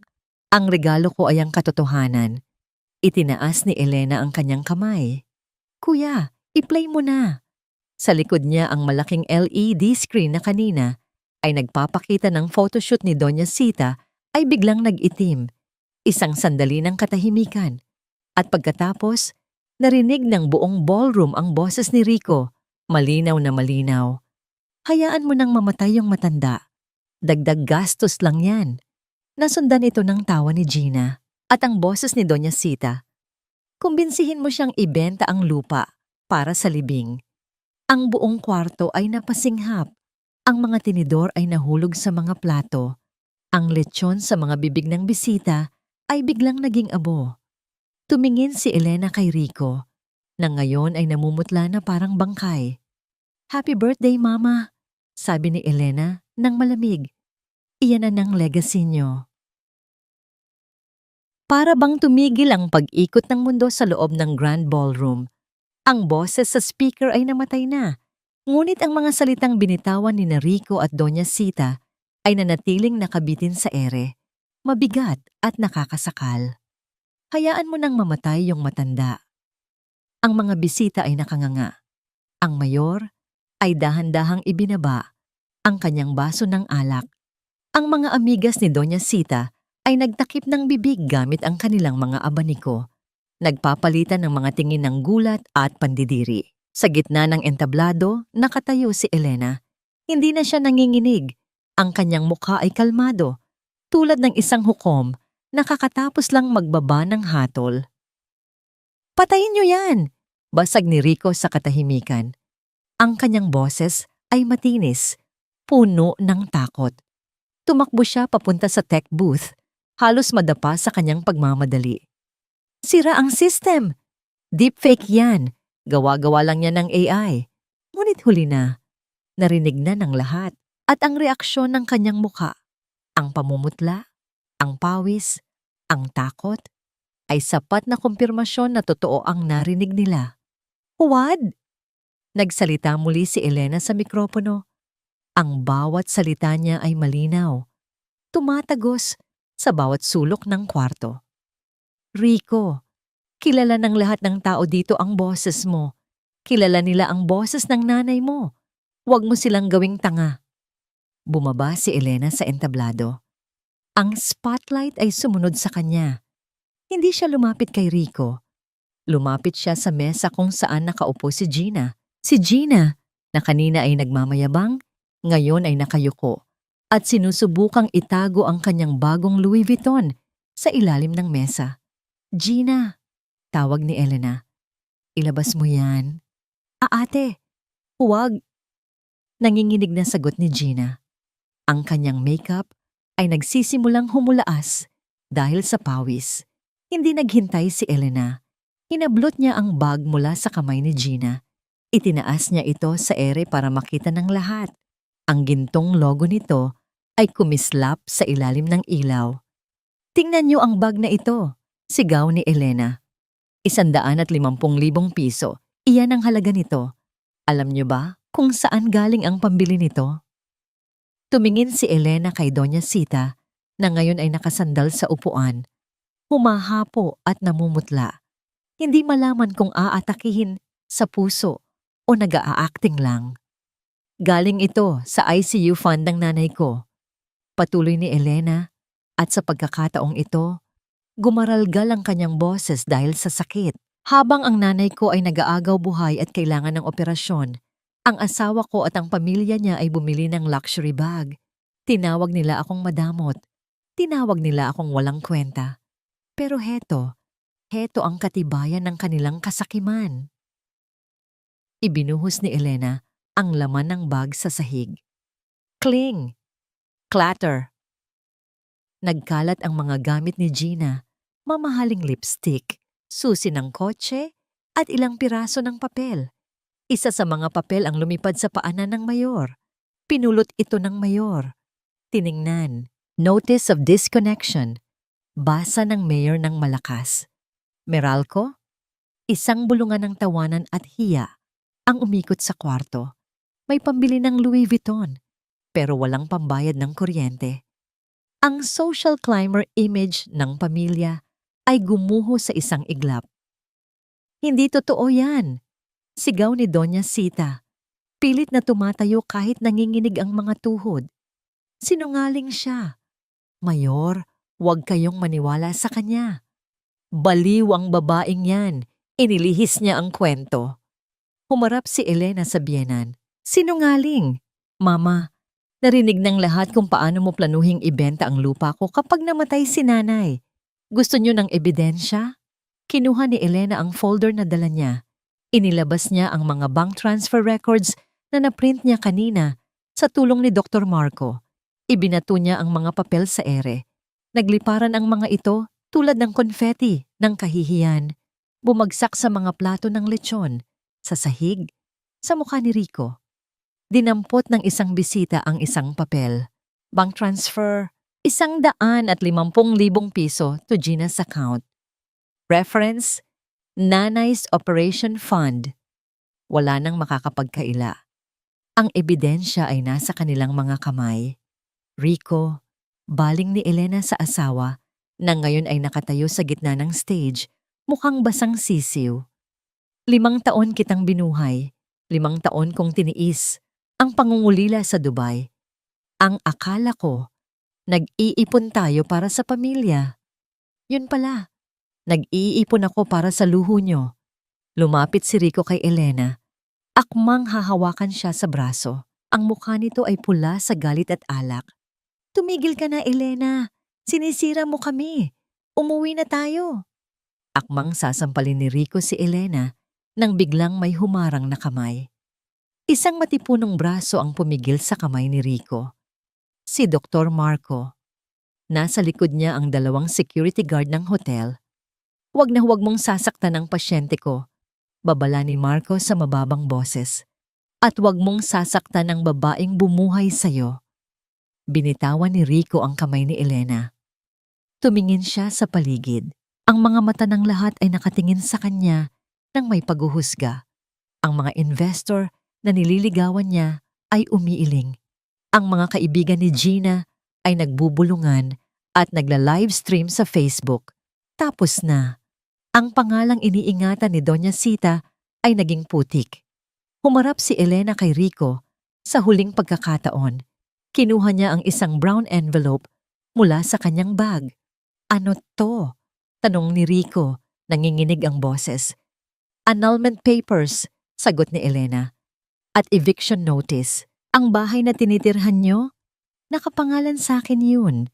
Binili ko yun gamit ang remittance ko bago pa tayo ikasal. Pinabayaan kita tumira doon dahil asawa kita. Pero ngayon, lumapit si Elena sa mukha ni Rico at bumulong. Ngayon, isa ka na lang squatter sa buhay ko. Ibinagsak ni Elena ang envelope sa dibdib ni Rico. Tumalikod siya. Naglakad siya palabas ng ballroom. Ang tunog ng kanyang sapatos ay matatag, malakas. Sa likod niya, narinig niya ang sigaw ni Doña Sita habang tuluyan itong hinihimatay sa hiya. Narinig niya ang yak ni Gina. Narinig niya ang pag-alis ng mga bisita. Pero hindi na lumingon si Elena. Paglabas niya ng pinto ng hotel, sinalubong siya ng malamig na hangin ng gabi. Tumingala siya sa langit. Wala nang bigat sa kanyang dibdib. Wala nang takot. Sa wakas, nakahinga na siya. Lumapit si Dr. Marco sa kanya. Okay ka lang? Ngumiti si Elena. Isang tunay na ngiti na umaabot hanggang mata. Ngayon lang ako naging okay, Marco. Ngayon lang. Sa malayo, narinig nila ang sirena ng ambulansya. Marahil ay para kay Doña Sita. Karma. Bulong ni Elena sa sarili. Arma. Sumikat ang araw kinabukasan na tila ba walang nangyaring bagyo sa Grand Hotel. Ngunit para sa pamilya ni Rico, ang liwanag ng umaga ay hindi nagdala ng pag-asa, kundi mas matinding kahihiyan. Ang bawat kanto ng kanilang bayan ay tila may mga matang nakatingin at mga bibig na nagbubulungan. Ang video ng iskandalo ay kumalat na sa social media na parang apoy sa tuyong damo. Maagang dumating si Elena sa harap ng kanyang bahay. Hindi siya nag-iisa. Kasama niya ang kanyang abogado at 2 tauhan mula sa barangay bilang mga saksi. Pinagmasdan niya ang bahay na pinagpaguran niya sa loob ng 5 taon sa Dubai. Ang bawat semento, ang bawat kulay ng pintura at ang bawat bintana ay simbolo ng kanyang pangungulila sa ibang bansa. Ngunit sa loob ng mga dingding na ito, doon din siya pinagtaksilan. Pagpasok nila sa sala, sinalubong sila ng katahimikan na punong-puno ng tensyon. Nakaupo sa gitna ng sofa si Doña Sita. May nakataling puting panyo sa noo at may hawak na langis. Sa tabi nito ay si Gina na hindi na maipinta ang muka dahil sa pamamaga ng mga mata. Si Rico naman ay nakatayo sa may bintana, tila balisa at hindi mapakali. Elena, ano na naman ba itong kasama mong mga tao? Ang tanong ni Rico sa tonong pilit na nagpapakatapang, ngunit rinig ang panginginig sa kanyang boses. Hindi pa ba sapat ang ginawa mong pagpapahiya sa amin kagabi? Gusto mo ba kaming patayin sa konsensya? Hindi sumagot si Elena. Inilapag ng kanyang abogado ang isang dokumento sa ibabaw ng mesa. Ang tunog ng papel na lumapat sa kahoy ay tila isang hatol na huling-huli na para bawiin. Nabanggit na po ni Mrs. Elena kagabi ang simula ng abogado sa formal na pananalita. Ang bahay na ito at ang lupang kinatatayuan nito ay pag-aari niya bago pa ang inyong kasal. Dahil sa mga nakalap naming ebidensya ng pang-aabuso sa pananalapi at panloloko, formal na kaming naghain ng petisyon para sa legal separation at annulment. Ngayon, binibigyan ko kayo ng hanggang alas 5 ng hapon para lisanin ang pamamahay na ito. Biglang tumayo si Doña Sita, tila nakalimutan ang sakit ng kanyang ulo. Anong aalis? Elena, wala kang utang na loob. Saan mo kami gustong tumira? Sa kalsada? Pinatira kita dito, inalagaan ka namin. Isang mapait ng ngiti ang gumuhit sa mga labi ni Elena. Pinatira niyo ako sa bahay na ako ang nagbayad. Inalagaan niyo ako habang ninanakawan niyo ang nanay ko. Mama, sapat na ang 5 taong pagtitiis ko sa inyo. Hindi na ito usapin ng utang na loob. Ito ay usapin ng karapatan. Hinarap ni Elena si Gina na noon ay nakayuko lang. At ikaw, Gina, ang sasakyan na balak niyo pang bilhin gamit ang pera ni nanay. Siguraduhin mong may pambayad ka sa mga utang mo dahil nalaman ko rin na marami kang pinagkakautangan sa labas. Huwag kang mag-alala. Hindi ko kukunin ang bag mo. Isama mo yan sa pag-alis nyo para may maalala ka. Ate, please, wag naman ganito. Hikbi ni Gina. Dahan-dahang lumalapit kay Elena. Wala kaming matutuluyan. Kahit si Kuya, nawalan ng trabaho dahil sa gulo kagabi. Tinanggal siya sa kumpanya dahil sa reputasyon niya. Hindi natinag si Elena. Ang kanyang puso, na dati ay parang malambot na mamon, ay naging matigas na bato dahil sa mga nakitang ebidensya. Naalala niya ang boses ni Rico sa recording, ang pagsasabing, hayaan na lang mamatay ang nanay niya. Rico, kung talagang mahal mo ang pamilya mo, gawan mo ng paraan. Malamig na sabi ni Elena. Gaya ng ginawa ko sa Dubai, magtrabaho ka, mag-ipon ka, pero huwag mo nang susubukan na magnakaw muli. Dahil sa susunod, hindi lang papel ang ihaharap ko sa'yo, kundi rehas. Lumapit si Rico kay Elena. Pilit na hinahawakan ng kanyang mga kamay. Elena, love, please. Let's talk about this. Magulo lang ang isip ko noon. Ayaw kong mawala ka. Ayaw kong mawala ang bahay natin. Mabilis na iniwas ni Elena ang kanyang kamay. Ang amoy ni Rico, na dati ay pamilyar sa kanya, ay tila naging isang masangsang na amoy na gusto niyang layuan. Wala nang natin, Rico? Matagal nang natapos ang natin noong inubos mo ang pera para sa operasyon ni nanay. Ngayon, lumabas na kayo. Sinimulan na ng mga tauhan ng barangay na ilabas ang ilang maliliit na kagamitan na hindi pag-aari ni Elena.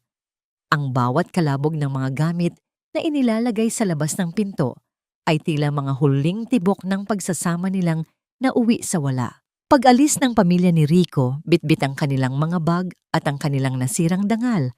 Naiwang mag-isa si Elena sa gitna ng sala. Tiningnan niya ang paligid. Ang bahay ay tila mas lumaki at mas nagliwanag. Inalis niya ang malaking litrato ng kanilang kasal na nakasabit sa gitna ng dingding. Tiningnan niya ang mga ngiti nila sa litrato. Isang malaking kasinungalingan. Hindi siya nag-alinlangan. Dinala niya ang litrato sa likod ng bahay at inilagay sa basurahan. Tumunog ang kanyang cellphone. Isang tawag mula sa ospital. Ang kanyang puso ay kumaba. Ngunit sa pagkakataong ito, hindi ito dahil sa takot. Hello, Dr. Marco? Ang sagot niya. Elena, may magandang balita ako. Ang masiglang boses ni Marco sa kabilang linya. Nanay Sally is stable. Nag-respond siya ng maayos sa bagong gamot. Pwede na siyang ilipat sa regular room bukas. At may isa pa. Gising na siya. Hinahanap ka niya. Napaiyak si Elena. Ngunit sa pagkakataong ito, ang mga luha ay para sa kagalakan. Ang lahat ng hirap, ang lahat ng kahihiyan, at ang lahat ng pakikipaglaban niya ay nagbunga. Salamat, Marco. Maraming salamat sa lahat. Ang tanging nasabi ni Elena bago niya ibaba ang telepono. Sa gitna ng kanyang bakanting sala, lumuhod si Elena at nagpasalamat sa may kapal. Ang bahay na ito ay hindi na isang kulungan. Ito ay isa na namang tahanan. Isang tahanan kung saan ang tanging papasok ay pagmamahal, katapatan, at kapayapaan. Ngunit sa labas, habang naglalakad palayo si Gina, bit-bit ang kanyang mamahaling bag, isang itim na sasakyan ang huminto sa kanyang harapan. Bumaba ang isang lalaking nakasuit, may hawak na papel. Miss Gina, ikaw ba ang may-ari ng account na ito? Ang tanong ng lalaki, sa tonong hindi nagbibiro. May mga katanungan kami tungkol sa mga utang mo na hindi nababayaran. At mukhang may problema rin ang source ng pondo mo. Naniga si Gina sa kinatatayuan. Ang karma ay hindi pa tapos sa kanila. Ato, anak, patawarin mo ako kung naging pabigat ako sa'yo. Ang mga salitang yon ni Nanay Sally, bagamat mahina at garalgal, ay tila isang punyal na bumaon sa puso ni Elena. Nakaupo si Elena sa tabi ng hospital bed, dahan-dahang sinusuklay ang puting buhok ng kanyang ina. Ang sikat ng umaga ay sumisilip sa bintana ng silid, nagbibigay ng gintong liwanag sa maputlang balat ng matanda. Huminto si Elena sa pagsuklay at hinawakan ng kamay ng ina. Ang bawat kulubot sa balat nito ay kwento ng sakripisyo. Nay, huwag niyo pong sabihin yan. Kayo ang lakas ko. Ang maisalba kayo, ang tanging dahilan kung bakit ako natutong lumaban. Isang payapang katahimikan ang bumalot sa silid. Wala na ang takot. Wala na ang boses ni Rico na laging nagpaparamdam kay Elena na wala siyang halaga.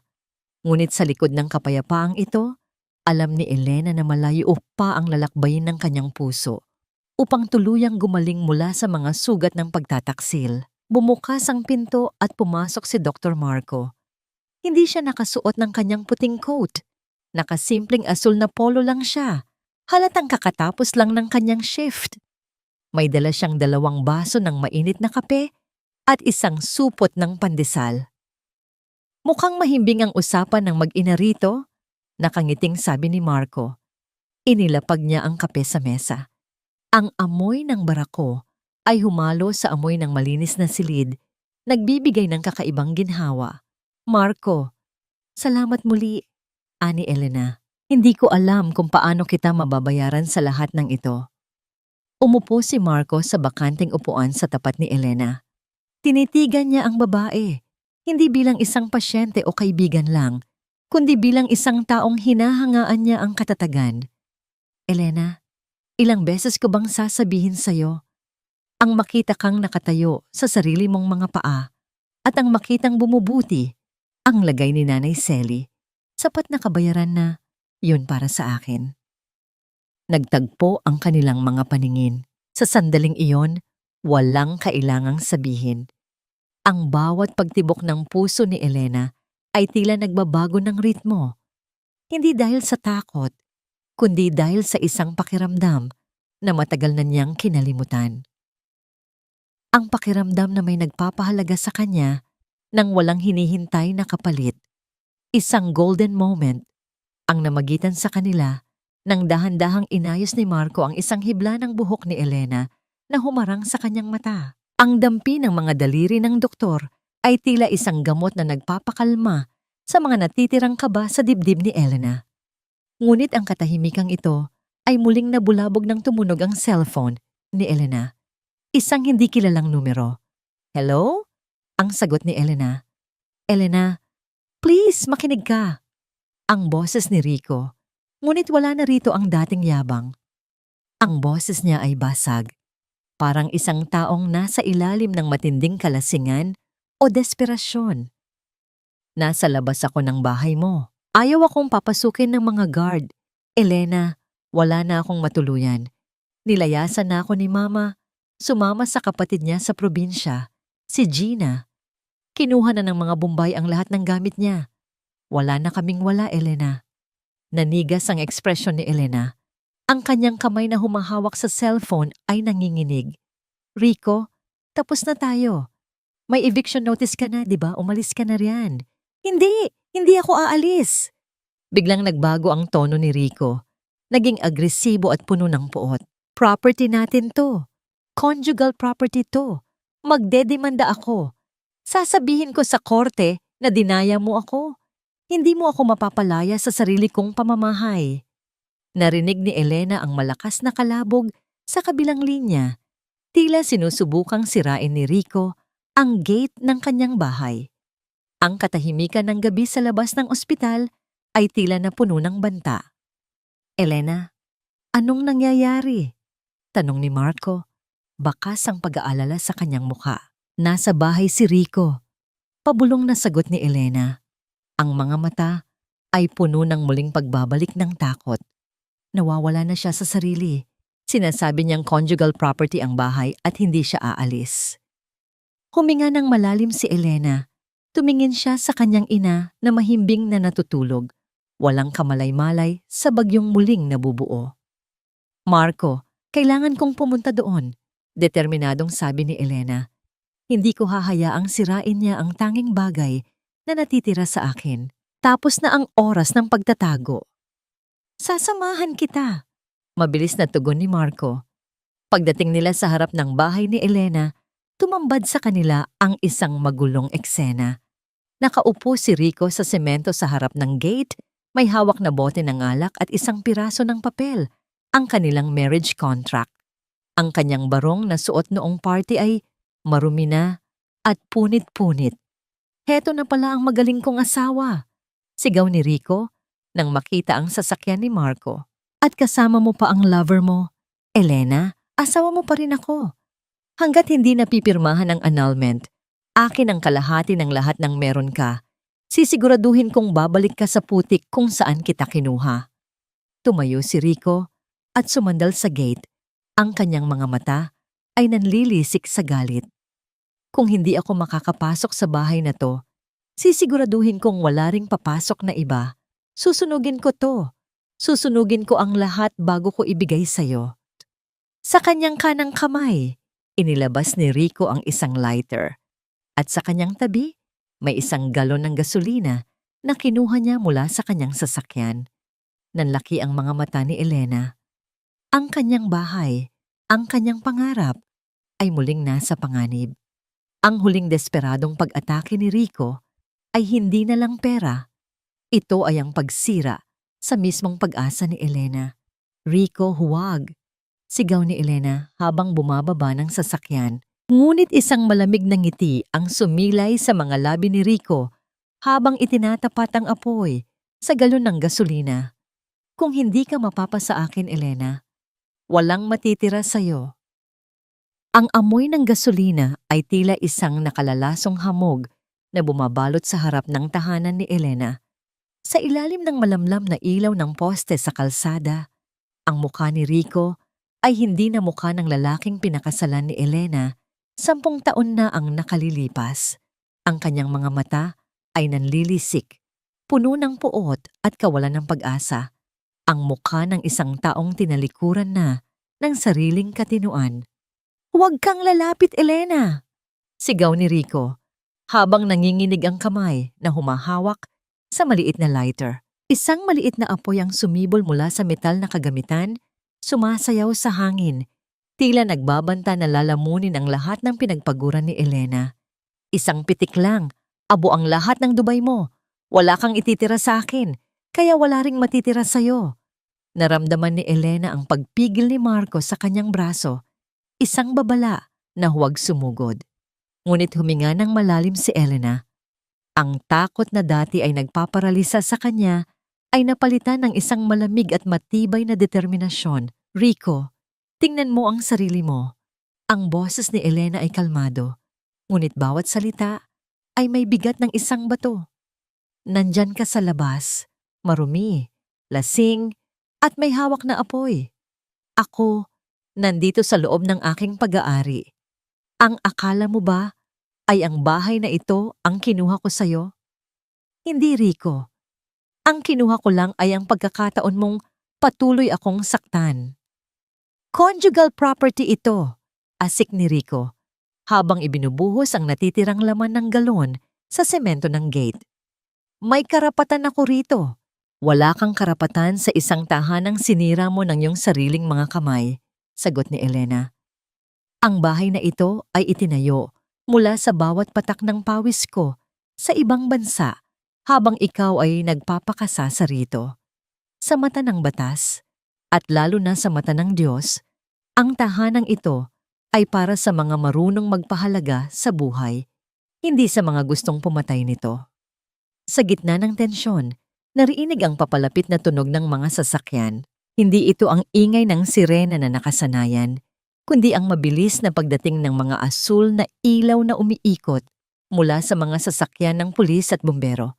Tumawag na pala si Marco bago pa sila makarating. Nataranta si Rico. Ang apoy sa kanyang kamay ay tila naging kaaway niya. Sinubukan niyang itapon ng lighter sa direksyon ng gate, ngunit dahil sa kalasingan at panginginig, nahulog ito sa kanyang paanan, malapit sa basa ng gasolina sa kanyang sapatos. Mabilis na kumilos ang mga awtoridad.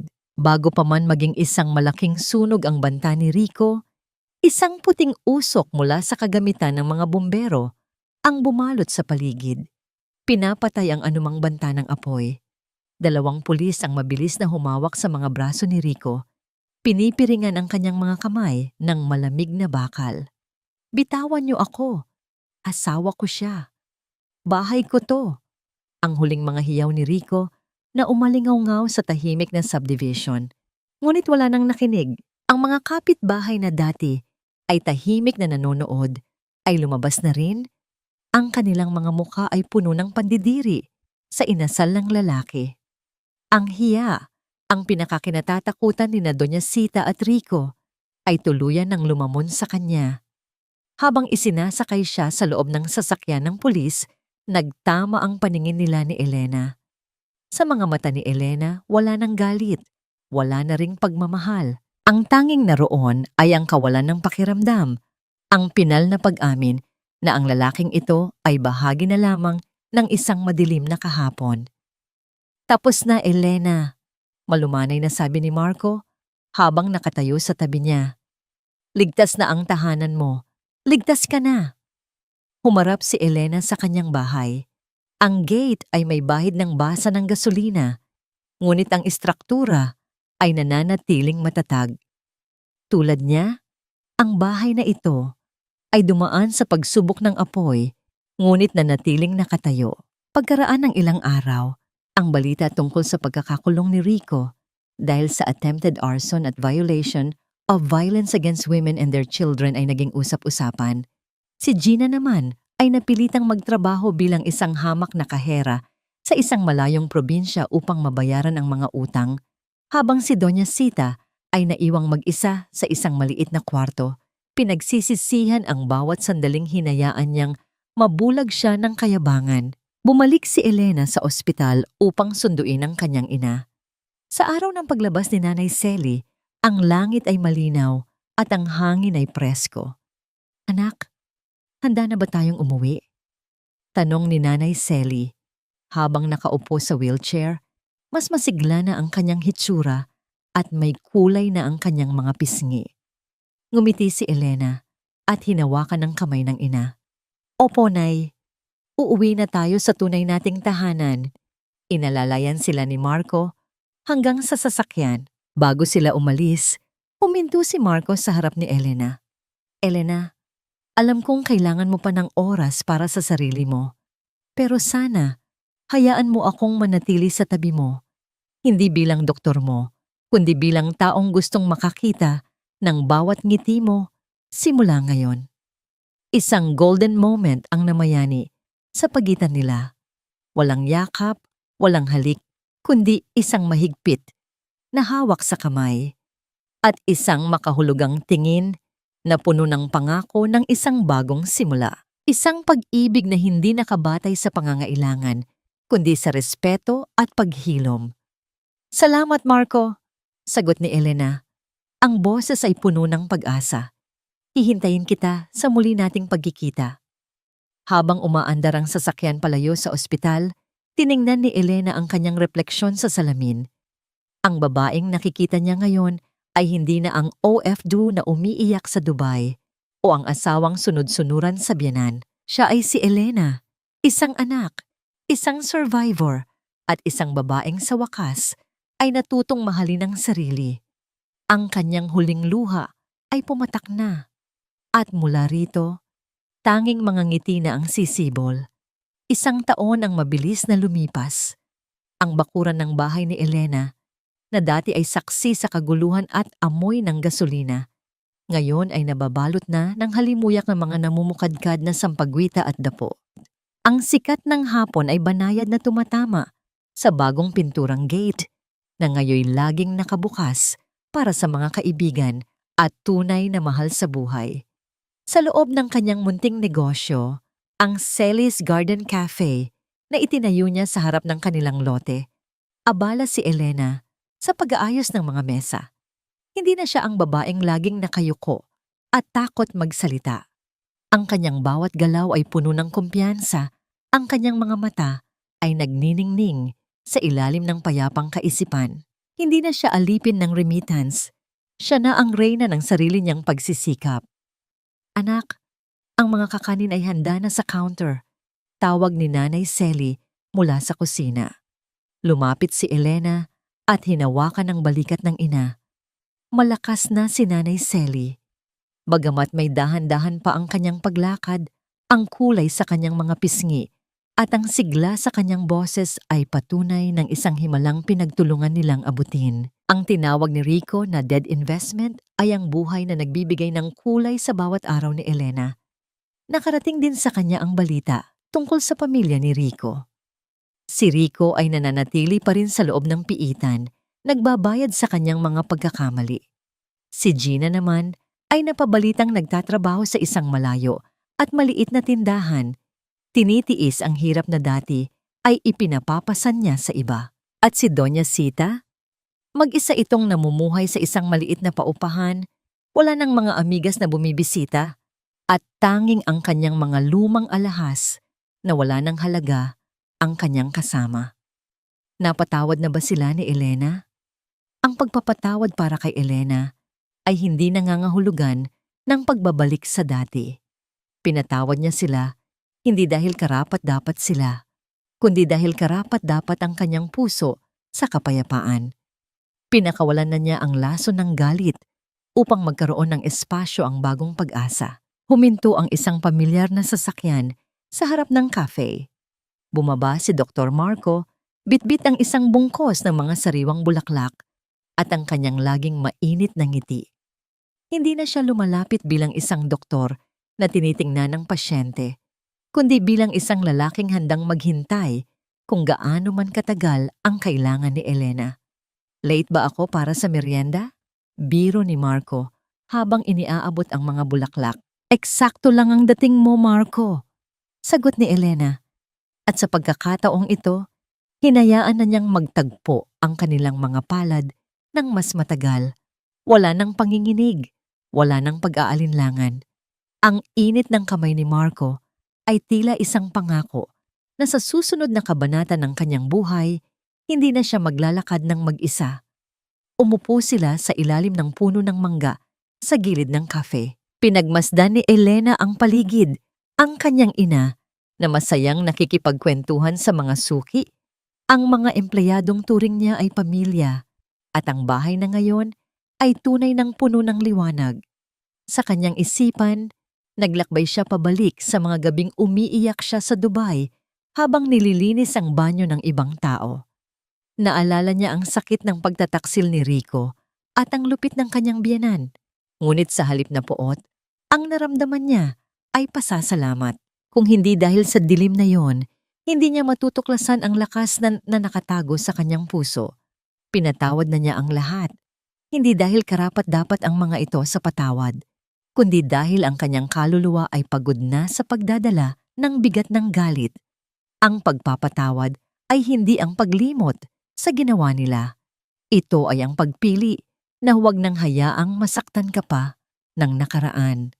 Sa wakas, malaya na siya. Ang kapayapaang tinatamasa niya ngayon ay hindi isang swerte, kundi isang tagumpay na pinaglaban niya ng buong tapang. Tumingin si Elena kay Marco at sa unang pagkakataon, sa loob ng maraming taon, naramdaman niya ang tunay na kilig, isang pakiramdam na hindi nakabatay sa mga mabulaklak na salita, kundi sa respeto at tunay na malasakit. Alam mo, Marco, panimula ni Elena habang nakatingin sa papalubog na araw, natutunan ko na ang tunay na yaman ay hindi nasa loob ng isang mamahaling bag o sa dami ng perang nasa bangko. Ang tunay na yaman ay ang kakayahan mong tumingin sa salamin at mahalin ang taong nakikita mo doon nang walang halong hiya. Ngumiti si Marco at hinawakan ang kanyang kamay. At ang taong nakikita ko ngayon, Elena, ay ang pinakamayamang babaeng kilala ko. Para sa mga tagapakinig na kasama ni Elena sa kanyang paglalakbay, ang kanyang kwento ay isang paalala. Huwag mong hayaang ang utang na loob o ang maling akala ng pag-ibig ay maging tanikala mo sa isang buhay na puno ng pang-aabuso. Ang pagiging mabuting anak at asawa ay hindi nangangahulugan ng pagpapakamatay sa sarili mong kaligayahan. May hangganan ng pagtitiis at may dulo ang bawat luha. Ang huling sikat ng araw ay nagbigay ng gintong kulay sa buong paligid. Tila isang basbas para sa isang babaeng nahanap ang kanyang sarili sa gitna ng pagkawasak. Si Elena ay hindi na isang biktima. Siya ay isang obra maestra ng pag-asa, pagbangon at pagmamahal. Dito nagtatapos ang kwento ng Ang Huling Luha ni Elena. Ngunit para sa kanya, ito pa lamang ang simula ng isang buhay na puno ng tunay na ningning.